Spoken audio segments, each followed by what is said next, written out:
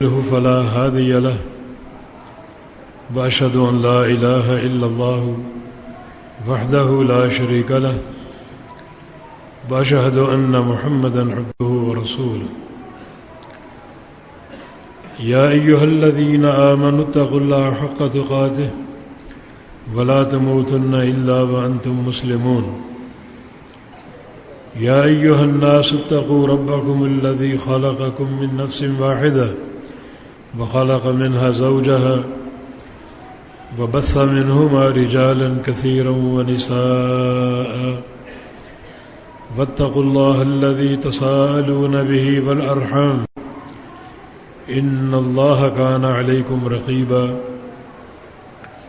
يا أيها الذين آمنوا اتقوا الله وقولوا قولا سديدا يصلح لكم أعمالكم ويغفر لكم ذنوبكم ومن يطع الله ورسوله فقد فاز فوزا عظيما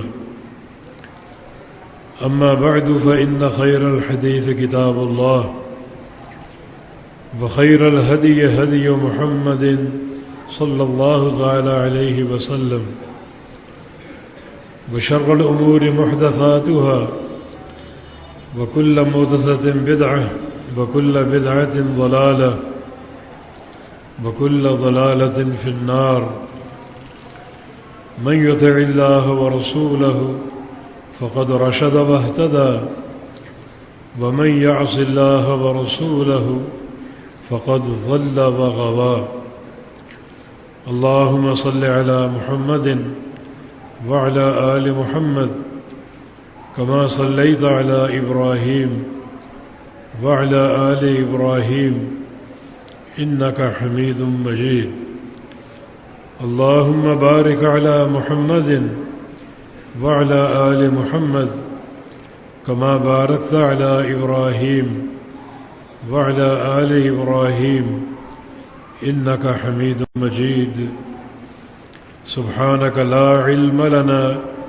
إلا ما علمتنا إنك أنت العليم الحكيم رب اشرح لي صدري ويسر لي أمري واحلل عقدة من لساني يفقه قولي أعوذ بالله من الشيطان الرجيم من همزه ونفخه ونفسه بسم الله الرحمن الرحيم يا أيها الذين آمنوا اذكروا الله ذكرا كثيرا وسبحوه بكرة وأصيلا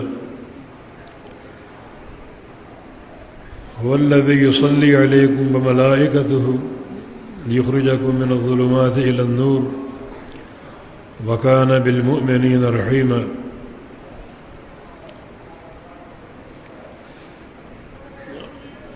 اس مقام پہ اللہ رب العزت نے اپنے ذکر کثیر کا حکم دیا ہے کہ اللہ تعالیٰ کا ذکر کرو بہت زیادہ وسبحوہ بکرۃ وأصیلا اور صبح و شام اس کی تسبیح کرو جس سے بعض علماء نے صبح و شام کے اذکار مراد لیا ہے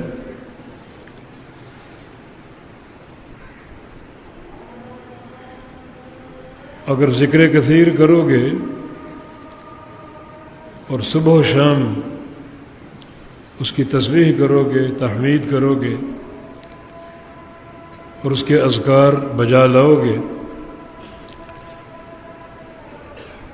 تو اس کا نتیجہ اور ثمرہ کیا ہے هو الذی یصلی علیکم وملائکتہ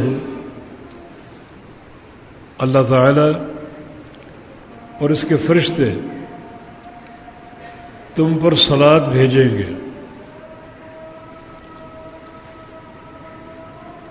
اس آیت کریمہ کا نزول تب ہوا جب اللہ تعالیٰ کا حکم اپنے رسول کے بارے میں کہ میرے رسول پر کثرت سے درود پڑھو،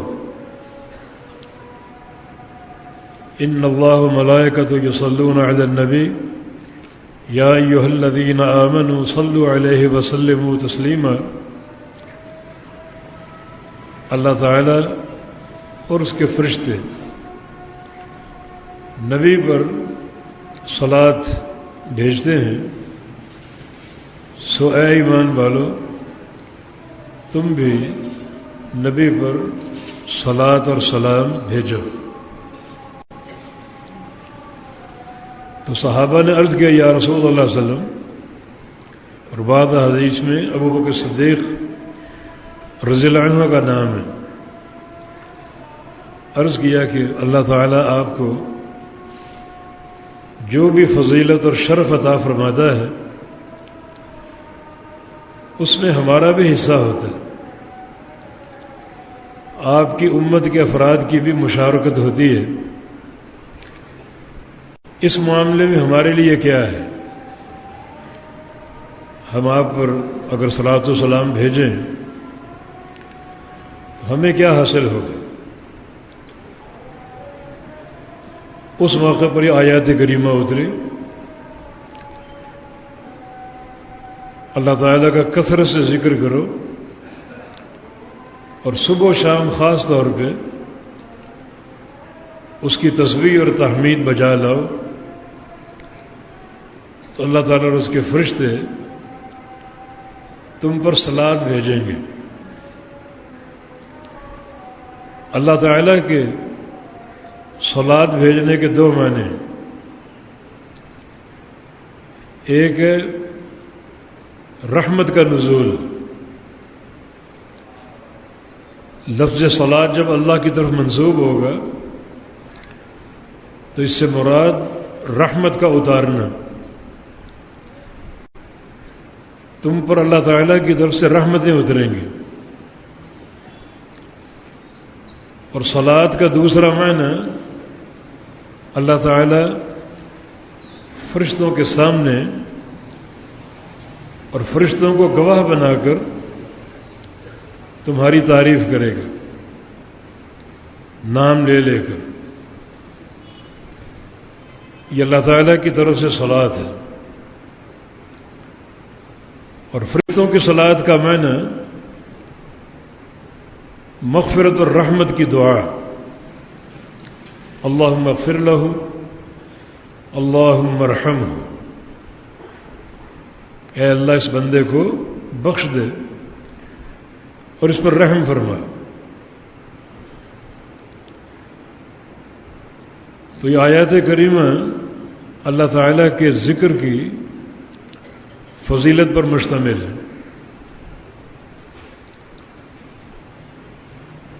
اللہ تعالیٰ کے ذکر میں ایک بہت بڑا ذکر جس کا تعلق اس آیت کریمہ سے ہے جس میں نبی علیہ السلام پر درود و سلام پڑھنے کا حکم ہے، جو سب سے بہترین ذکر ہے، یا ایھا الذین آمنوا صلوا علیہ وسلموا تسلیما، کہ وہ ذکر جو اللہ تعالیٰ کو خوش کر دیتا ہے اور اس کو راضی کر دیتا ہے، وہ یہ ہے کہ تم اللہ کے حبیب پر، جو اللہ کی سب سے پیاری شخصیت ہے، محمد مصطفیٰ علیہ السلام پر کثرت سے درود بھیجو۔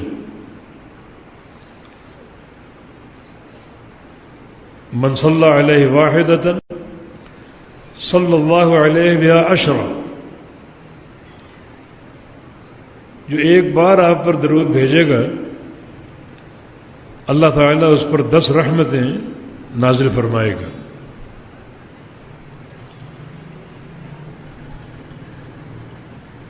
اس کے 10 گناہ معاف کر دے گا،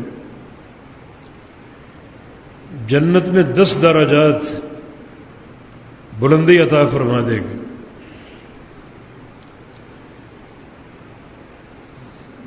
تو اس درود میں اللہ کا ذکر بھی ہے، اللہ تعالیٰ سے استدعا ہے کہ اپنے نبی پر رحمتیں اتار اور نبی جو امت کے محسن ہیں، اور جو انہوں نے ایک قربانی دی دین پہنچانے کے تعلق سے، اس احسان کا حق بھی ہے اور درود پڑھنے والوں کے لیے ہر طرح کی بہتری بھی، کہ ایک بار کے درود پر 10 گناہ معاف ہوتے ہیں اور 10 نیکیاں ملتی ہیں، اور ایک نیکی کم از کم 10 گنا ہوتی ہے اور 10 درجات کی بلندی جنت میں حاصل ہوتی ہے۔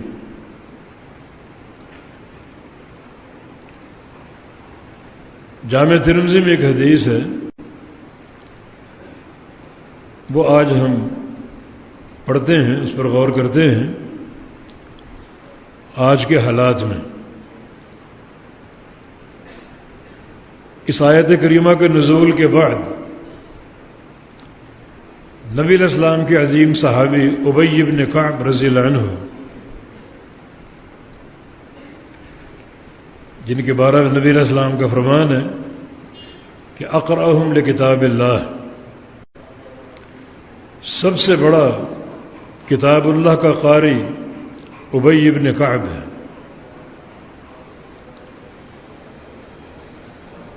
اور ایک خصوصیت یہ بھی ہے کہ ایک بار نبی علیہ السلام نے ان کو بلایا اور فرمایا کہ ان اللہ امرنی ان اقرأ علیک سورۃ البینہ، مجھے اللہ نے آج حکم دیا ہے کہ میں تمہیں سورہ بینہ پڑھ کے سناؤں۔ تو ابی ابن کعب اس دن بہت روئے کہ اللہ سمانی، اللہ نے میرا نام لیا، عرش معلی پر میرا نام گونجا ہے۔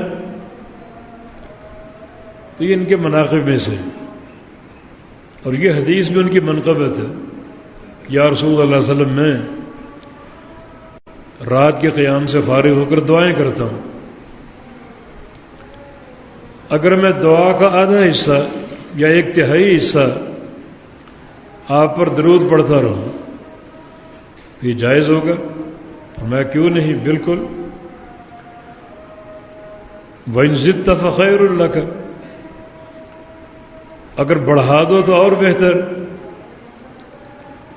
تو عرض کیا کہ اگر میں آدھا حصہ آپ پر درود پڑھوں اور بقی آدھے حصے میں باقی اذکار کروں، دعائیں کروں، درست ہوگا؟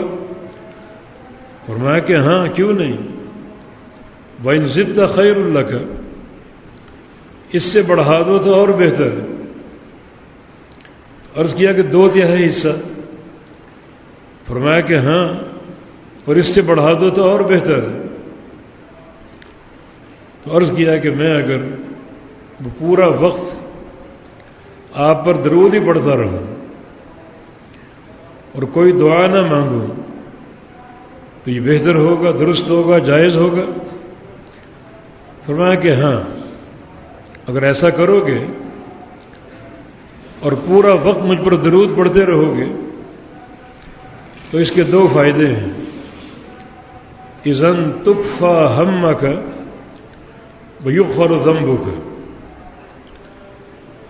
تمہاری ساری پریشانیاں دور ہو جائیں گی اور جو بھی تم کام کرنا چاہتے ہو وہ پوری طرح انجام پا جائیں گے، جو بھی مشکلات ہیں، رکاوٹیں ساری دور ہو جائیں گی، اور دوسرا ویغفر ذنبک، اور تمہارے سارے گناہ معاف کر دیے جائیں گے۔ جو بھی حاجتیں ہیں، جو بھی مشکلات ہیں، تکلیفیں ہیں، رکاوٹیں ہیں، وہ درود پاک کی برکت سے بغیر مانگے کفایت کر دی جائیں گی اور پوری کر دی جائیں گی، اور سارے گناہ معاف کر دیے جائیں گے۔ اور ایک حدیث میں اور زیادہ الفاظ وارد ہیں، کفاک اللہ ہم الدنیا والآخرہ، اللہ رب العزت دنیا کے جو سارے ہم اور غم ہیں، اندیشے ہیں، اور آخرت کے بھی، ان سب کی کفایت کر دے گا، صرف دنیا ہی کے نہیں بلکہ آخرت کے اندیشے، آخرت کے غم، آخرت کی متوقع مشکلات، حساب و کتاب کا خوف ہے، پل صراط کا خوف ہے، سورج کی حدت اور شدت کا خوف ہے، میدان محشر کا کرب تمہیں لاحق ہے، یہ سارے آخرت کے اندیشے ہیں۔ قبر بھی آخرت کا حصہ ہے، قبر کی تنگی ہے، قبر کا عذاب ہے، قبر کی آگ ہے، قبر کے سانپ اور بچھو ہیں، قبر کے اندھیرے ہیں، اللہ تعالیٰ سب کی کفایت کر دے گا۔ دنیا کے ہم اور غم اور اندیشے اور آخرت کے اندیشے، قبر کے اندیشے، اللہ تعالیٰ درود پاک کی برکت سے سب میں تمہاری کفایت کر دے گا۔ جو بھی تمہارے دل میں حاجات ہیں، تمنائیں ہیں، جو طلب کرنا چاہتے ہو، جس چیز سے بچاؤ چاہتے ہو، اللہ تعالیٰ دلوں کے احوال سے آگاہ ہے، تمہاری تمناؤں کو جانتا ہے،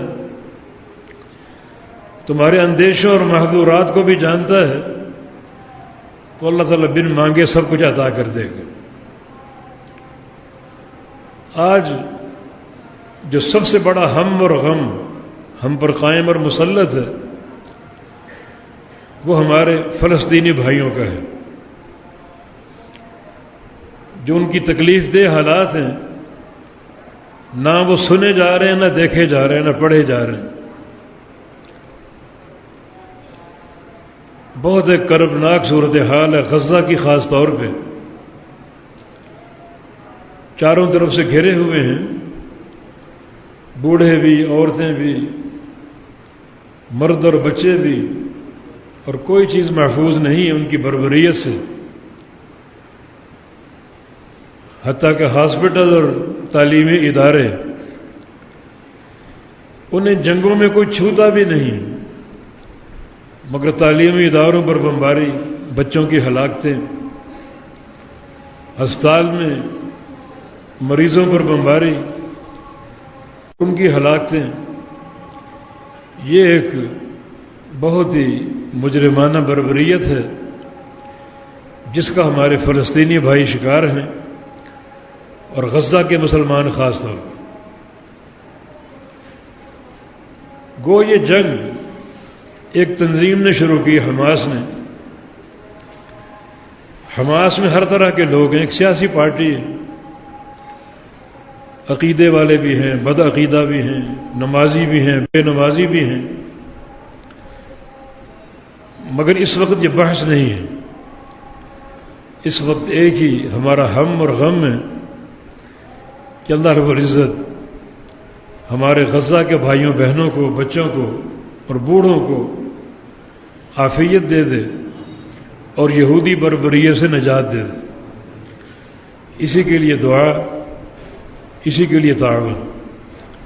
نبی علیہ السلام کی حدیث ہے، مثل المؤمنین فی توادہم وتعاطفہم وتراحمہم کمثل الجسد الواحد ان اشتکا من عضو تداعی لہ سائر الجسد بالسہر والحمى۔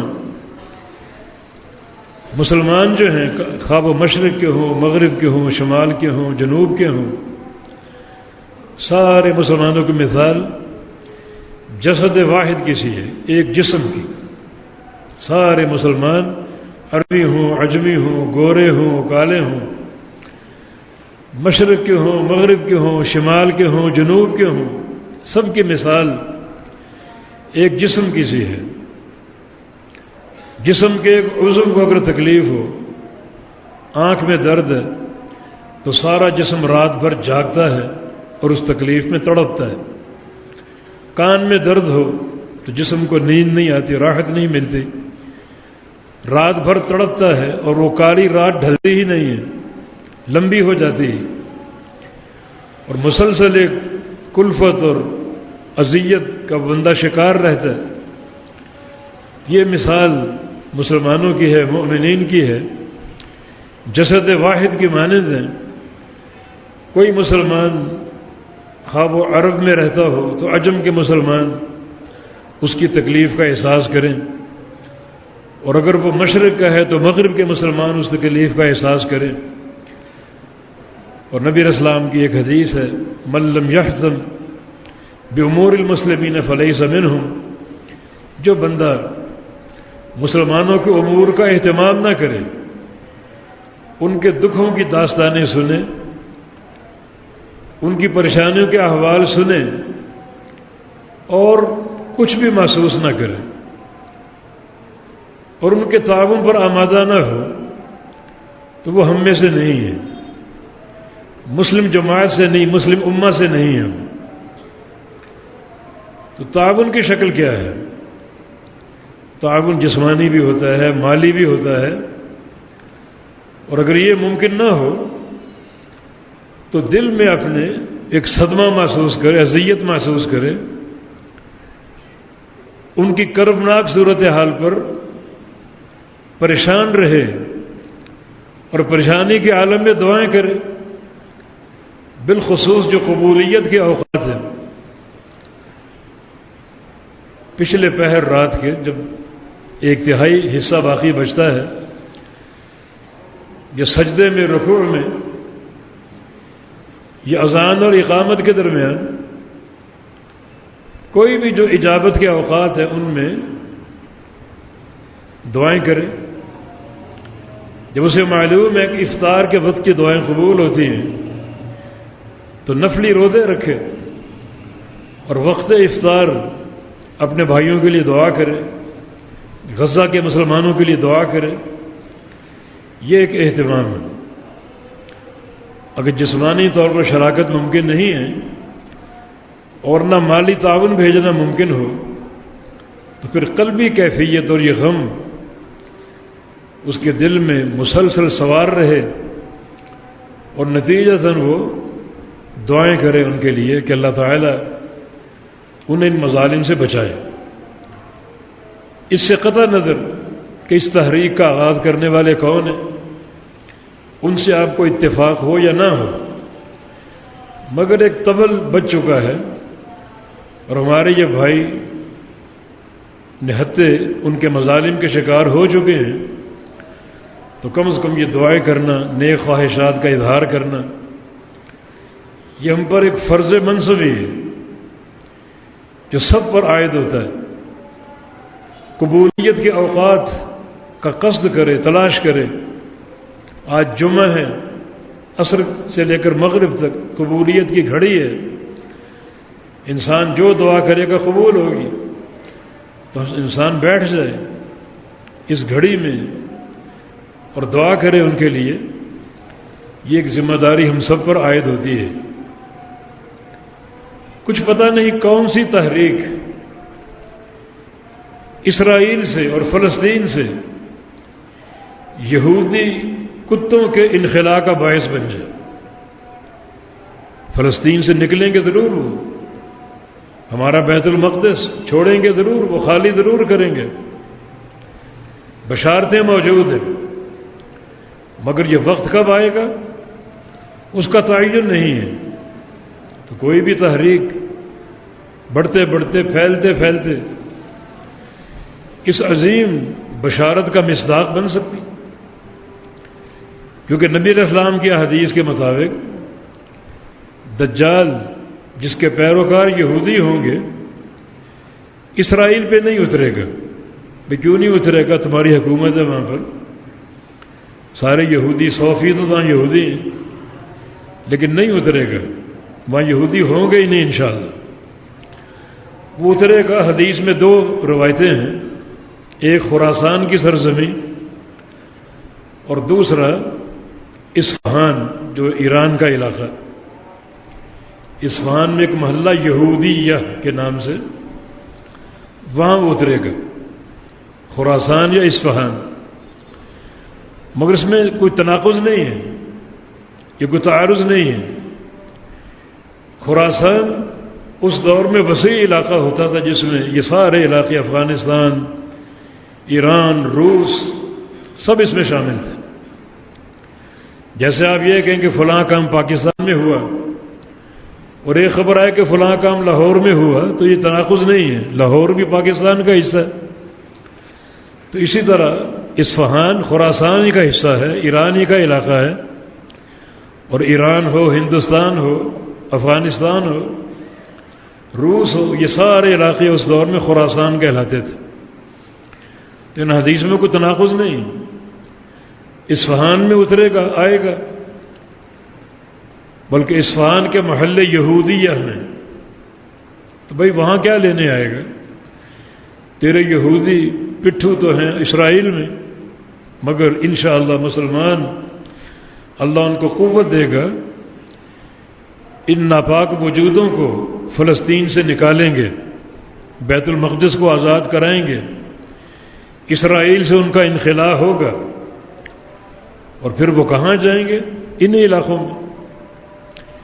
اسرائیل کو، یہودیوں کو کبھی زمین پہ استقرار نہیں ملا، 1000 سالہ ان کی تاریخ اسی بات کی گواہی دیتی ہے، کسی مقام پر یہ ٹک کر نہیں رہ سکے، جہاں بھی کوئی انہوں نے وطن اختیار کیا وہاں سے ان کو نکالا گیا بے آبرو کر کے، اور 20 انخلاء ان کے تاریخ نے پیش کیے، حتیٰ کہ آخری جو وقت ان پر آیا، مسلمانوں کی ضعف اور کمبختی اور ان کی کم ہمتی کہ وہ ہمارے فلسطین کے علاقے پر قابض ہوئے، اور اسرائیلی حکومت 1948 میں وجود میں آ گئی، اور اس کو بڑی بڑی طاقتوں کی حمایت حاصل ہو گئی، اور سر کردہ جو ہے طاقت وہ امریکہ کی پشت پناہی کر رہی ہے اس کی۔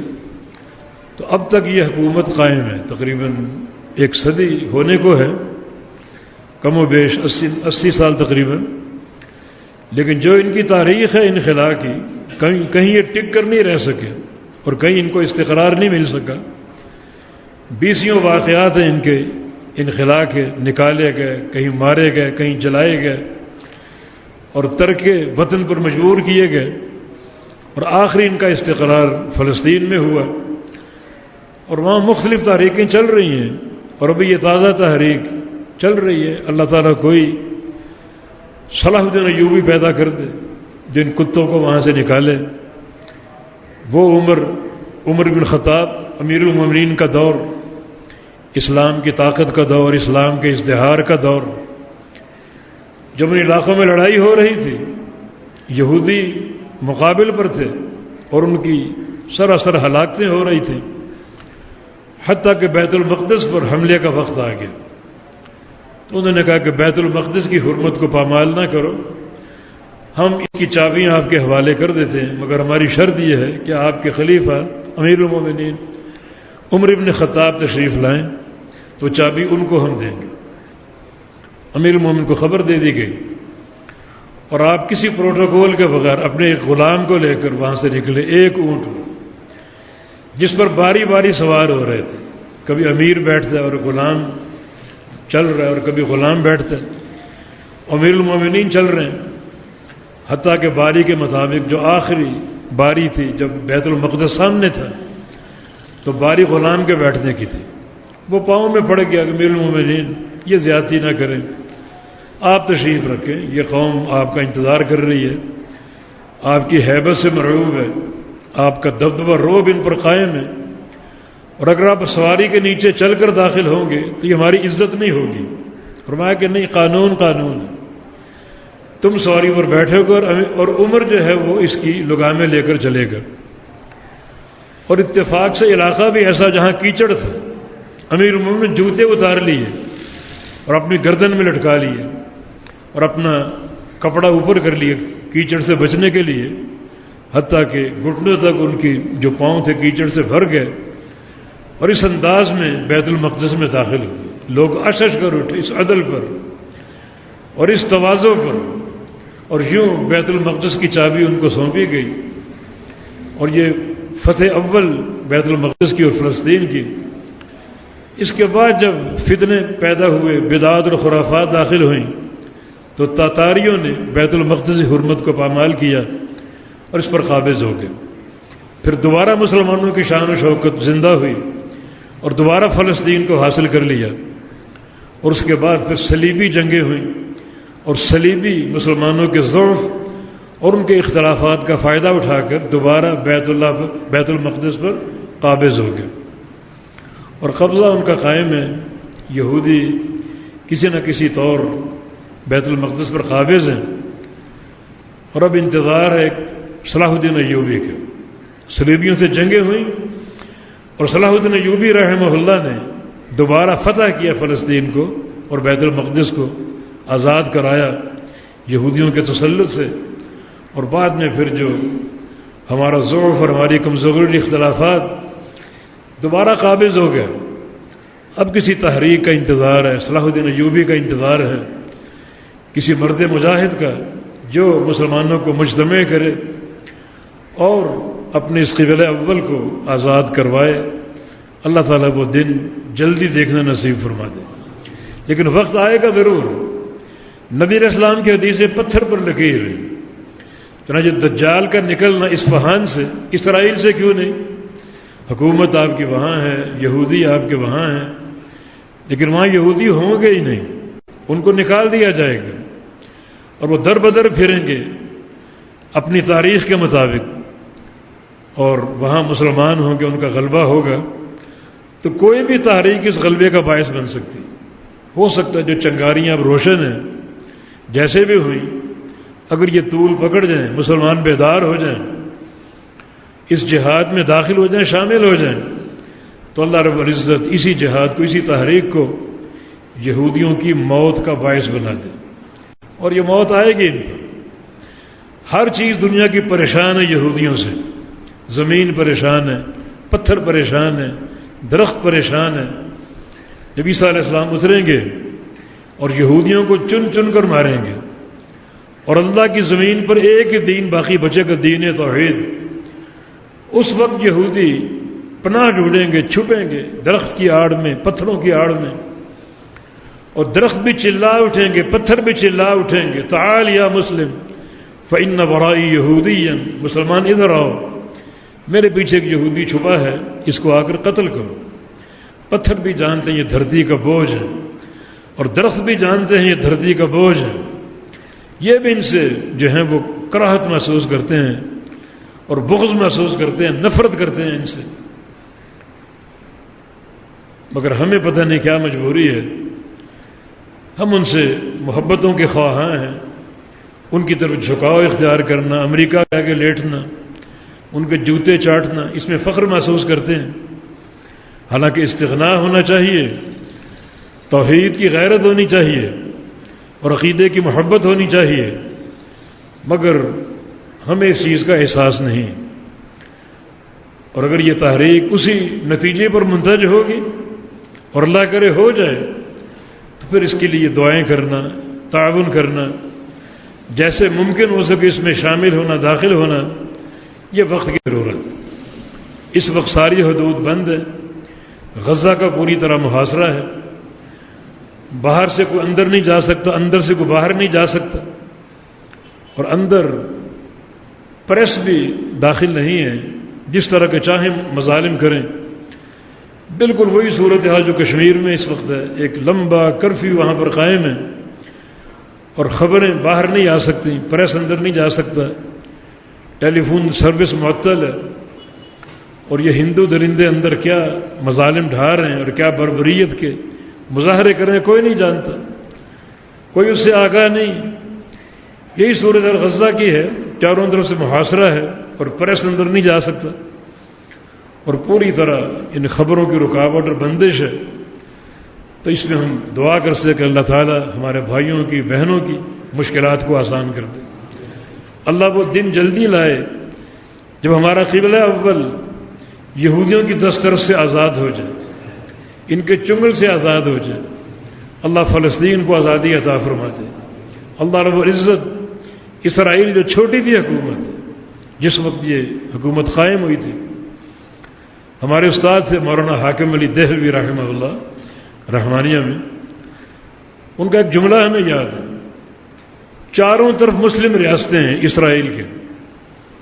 اگر یہ مسلم ریاستیں کچھ بھی نہ کریں، بس ان کے مرد اسرائیل کے بارڈر پہ کھڑے ہو کر پیشاب کر دیں، اسرائیل بہہ جائے اس میں اور ختم ہو جائے، ڈوب جائے. حیثیت ہی نہیں کچھ اس کی، اس پیشاب کے بھی قابل نہیں. مگر ہم نے سستی کا مظاہرہ کیا، کاہلی کا مظاہرہ کیا، پلاٹ بیچے اور ان کو اندر آنے کی گویا دعوت دی، اور یوں ہماری بے حسی، کمزوری، تفرق اور تشدد اسرائیل کے قیام اور اس کی مضبوطی کا باعث بن گیا. مگر یہ انخلا ضرور ہوگا، اور تاریخ اور نبی علیہ السلام کی احادیث ضرور منطبق ہوں گی، اور انشاءاللہ وقت آئے گا یہ قبلہ اول آزاد ہوگا.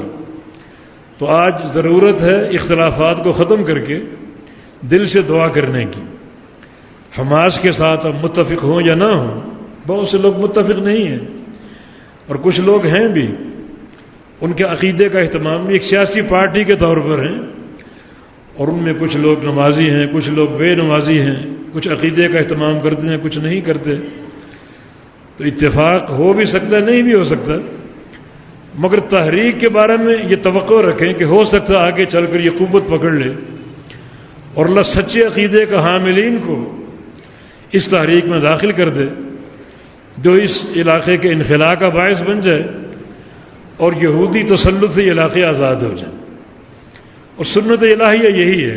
تکلیفیں آتی ہیں، پریشانیاں آتی ہیں، یقیناً غزہ میں ہلاکتیں ہو رہی ہیں، اور اللہ کے پیارے پیغمبر صلی اللہ علیہ وسلم ان تکلیفوں سے نیک فال لیا کرتے تھے، کیونکہ ان مع العسر یسرا، جب تنگی ہوگی تو آسانی بھی ہوگی. جب ایک مسلمان بیار و مددگار ہوگا تو اللہ کی نصرت بھی آئے گی.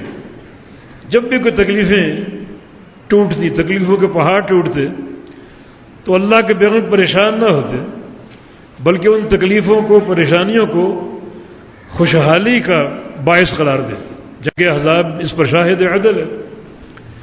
جنگ احزاب کی جو کیفیت بنی تھی نبی علیہ السلام کے دور میں، ایسی کیفیت کبھی مدینے پر نہیں آئی، کبھی نہیں آئی.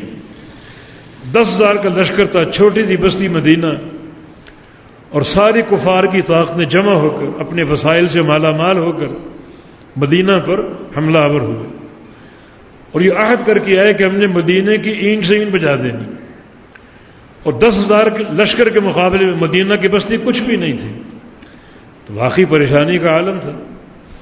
اس موقع پر سلمان فارسی نے مشورہ دیا کہ ایسے موقع پر ہماری قومیں جو تھیں وہ خندقیں کھودا کرتی تھیں، تو کیوں نہ ان کی آمد سے قبل ایسی خندقیں کھودی جائیں کہ یہ مدینے میں داخل ہو ہی نہ سکیں. چنانچہ بڑی گہری اور چوڑی خندقیں کھودی گئیں کہ نہ وہ ان کو پھلانگ سکیں، نہ ان کے گھوڑے ان کو پھلانگ سکیں اور داخل نہ ہو سکیں. لیکن 20-22 دن کا محاصرہ رہا ان کا.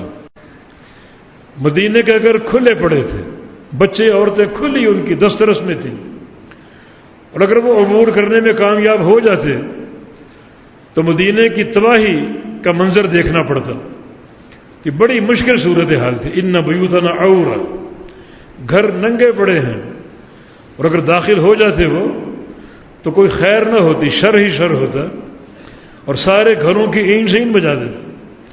بڑی مشکل صورتحال. لیکن نبی علیہ السلام کا صبر، صحابہ کا صبر، بڑی جواں مردی سے وہاں قائم ہیں، ڈٹے ہوئے، خندقیں کھود رہے ہیں.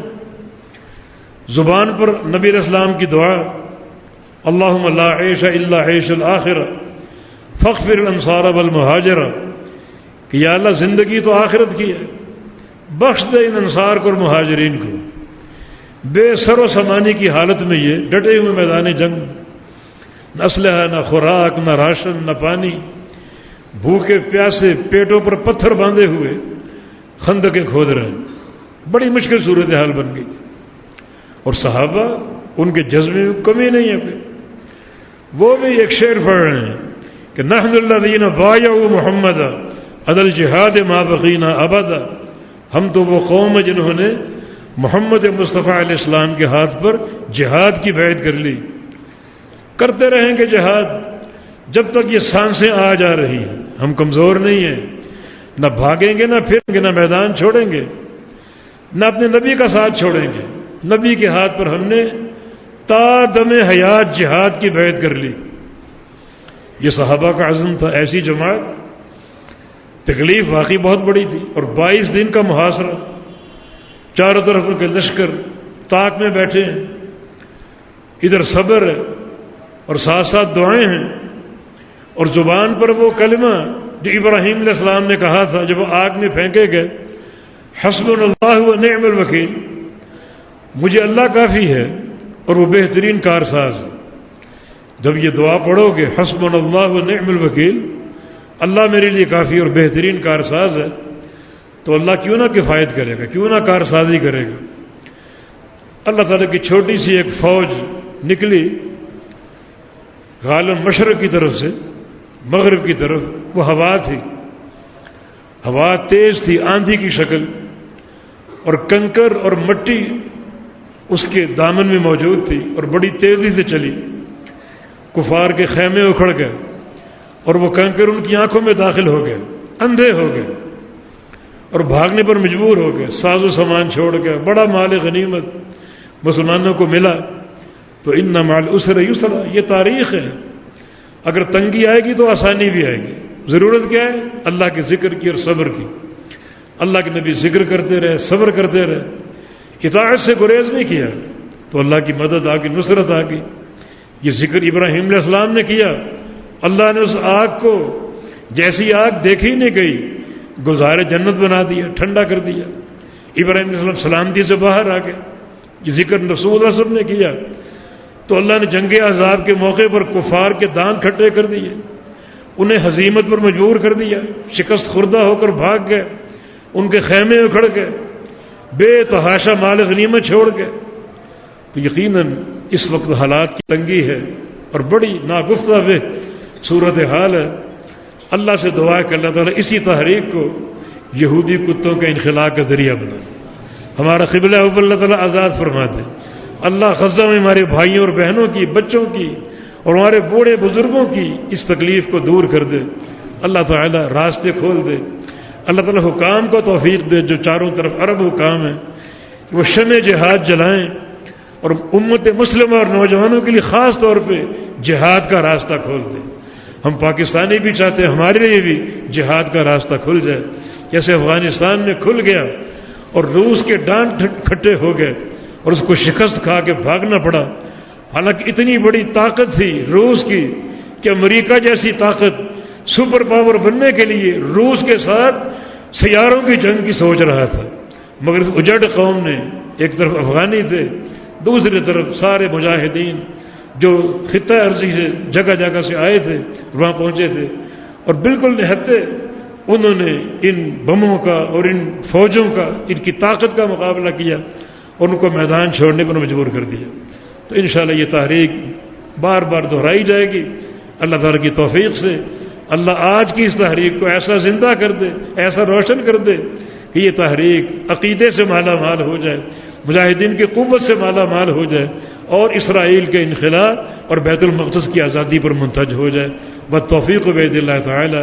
اقول قولی ھذا واستغفر اللہ لی ولکم، وآخر دعوانا ان الحمد للہ رب العالمین۔